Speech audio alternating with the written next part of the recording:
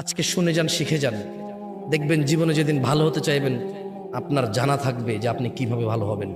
যেদিন আপনার মনে হবে আল্লাহর ক্ষমার দরকার, সেদিন আপনি জেনে যাবেন কিভাবে ক্ষমা পায়। যদি আজকে এই মাহফিল মনোযোগ দিয়ে শুনেন, আরে হ্যাঁ, আমি চলে যাওয়ার পরে এই মাহফিল চলে যাবে না তো, কারণ আমি কোনো কিস্সা কাহিনী বলতেছি না, এখানে কোনো গল্প উদাহরণ দিচ্ছি না, সূরা নূহ পড়ে শোনাচ্ছি। কি পড়ে শোনাচ্ছি? আর আপনার ঘরে এই কোরআন আছে, এই সূরা আপনার ঘরেও আছে, যখন মর্জি পড়ে নিজেকে সংশোধন করে নিয়েন। খুব সুন্দর আলোচনায় আসছেন।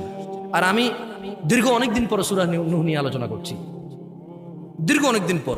আমার খুব ফেভারিট সূরা এটা, কারণ আমার কাছে মনে হয় এখানে সবকিছু আছে। একজন মানুষের সর্বোচ্চ দাওয়াত, মানে সর্বোচ্চ একজন মুসলমান কি করবে, এরপরে সে কি কি পাবে, যদি সে তারপরেও ব্যর্থ হয় এগুলা করতে, তাহলে সে কি করবে, ব্যর্থ হওয়ার পরও যদি সে এগুলা করে তাহলে সে কি কি পাবে, সব আছে এখানে। সুবহানাল্লাহ। তাহলে শোনেন, তাহলে আমরা কার ইবাদত করলাম? ভয় কাকে পাইলাম? অনুসরণ কাকে করলাম? এইবার এগুলা করলে কি হবে দেখেন, আল্লাহ বলছে যে يغفر لكم من ذنوبكم ويؤخركم إلى أجل مسمى إن أجل الله إذا جاء لا يؤخر لو كنتم تعلمون। ও আমার জাতি, ইবাদত করো আল্লাহর, ভয় করো আল্লাহকে এবং রাসূলের অনুসরণ করো।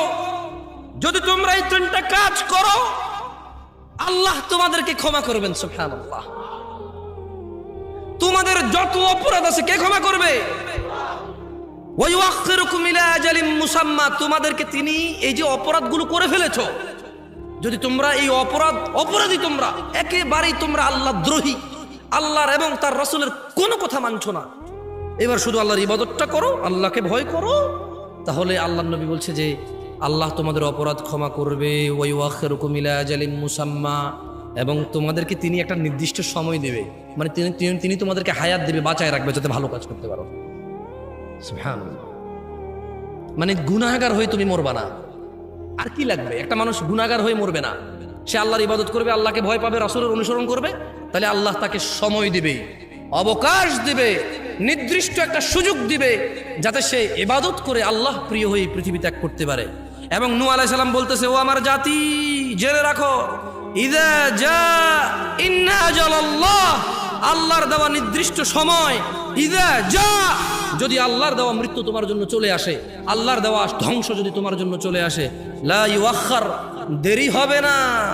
লাউ কুনতুম তা'লামুন, আমার জাতি, যদি তোমরা জানতে,